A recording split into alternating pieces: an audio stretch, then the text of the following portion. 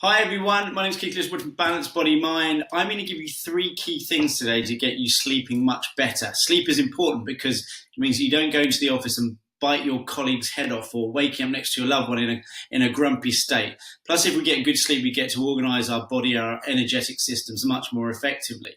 We still don't know enough about sleep yet. Some people say it's a reason that we go to sleep is to regenerate and repair.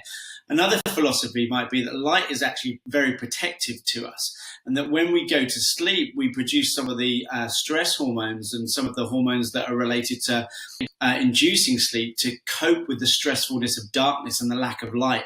So we still don't know enough about the process of sleep-wake cycles. But I'm going to give you three things here that are going to help you to get much better sleep. The first one is to manage your key hormones and neurotransmitters. Typically, neurotransmitters and hormones like adenosine, GABA, acetylcholine, and serotonin and histamine, and a few others are kind of responsible for entering sleep, wake, and then waking up. Serotonin and histamine are kind of our hormones and neurotransmitters of wakefulness. That if we produce too much of them, it stops us entering sleep. We're going to come on to that in a minute when we talk about digestion. So if you're consuming too much caffeine, for example, you're going to counteract the effects of producing adenosine so you can get into sleep effectively. If you've got too much light coming in from, say, blue light perspective, you're going to stimulate the retina, and it's going to stimulate the hormones and the neurotransmitters of wakefulness, which is going to prevent you getting into sleep. So always kind of coming off your phones an hour or two, or your computer at least 2 hours before you go to sleep is really going to help you access what we call sleep latency. And that's quite important.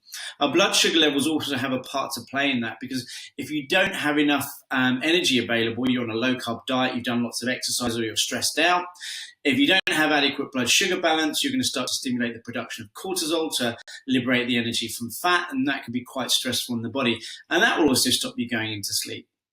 We have other compounds that put us into our kind of deeper sleep, such as GABA and acetylcholine. And also we have other hormones such as oxycretin, which are also used to stimulate the waking state as well. We have other hormones like melatonin, which is also part of that.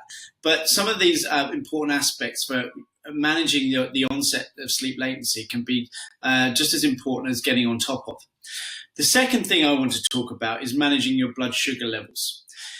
Blood sugar levels are well known to, if we don't get good blood sugar levels throughout the day, we tend to dip into aspects of fatigue, we can feel irritable, and this kind of spills over into our normal aspects of sleep-wake cycles. I just made the point about how if we don't have good blood sugar levels, we might find it difficult to get to sleep, or there might be some kind of stimulation. It's worth noting that often the reason that people wake up in the middle of the night is because they don't have adequate blood sugar levels available. It's interesting to note that within sleep, in our REM phase, or our rapid eye movement phase, the deeper aspects of sleep, the brain uses just as much glucose in the waking state as it does in this deep sleep phase. So if you don't have enough energy, you don't have enough glucose stored in the liver, one of the first things the body is going to do is it's going to have to produce more cortisol to liberate energy from fats, to break that down and store that into glucose as well. So it's really important that if you're not sleeping well, you're waking up at a certain time, you might find that having something like some fruit juice or a little bit of protein with that, or perhaps even something really easy to do, is have a glass of milk with some honey in it. Milk has very similar analogues to GABA, which is another compound that helps us to get into our deep sleep-wake cycles, depending on which part of the brain we're looking at. And so that's really important if you want to get deep restorative sleep without having to wake up. If you're waking up and having to go for a pee during your sleep, that's a sign you might be producing too much adrenaline, and again, or kind of cortisol. And that can be eradicated by either stopping drinking too much water, because that's the reason why sometimes people wake up, or again, going back to having better balanced blood sugar levels. The third point I want you to think about is digestion. Often people wake up at certain times during the night cycle, and you can see actually from you can go and look at a traditional Chinese medicine chart and have a look at the suggested times that people tend to wake up. I tend to find that when people are consuming foods that irritate the digestive tract and promote the production of serotonin, this is the key factors of why people tend to wake up. So if you've had a meal at night that's particularly irritable, it might be high in certain grains, which can produce some irritation, lots of seeds, which promote the production of intestinal serotonin, and sometimes even high meat, muscle meat meals. In muscle meats, we have a large amount of tryptophan, and tryptophan is readily converted to serotonin. It's actually the precursor to serotonin. So if you do have ongoing inflammation levels within the digestive system, this production of serotonin and histamine, which is also produced by mast cells and base cells, or basophils, and this will produce more irritation within the digestive tract. And that net effect of irritation can also stimulate the production of cortisol, particularly if there is ongoing inflammation.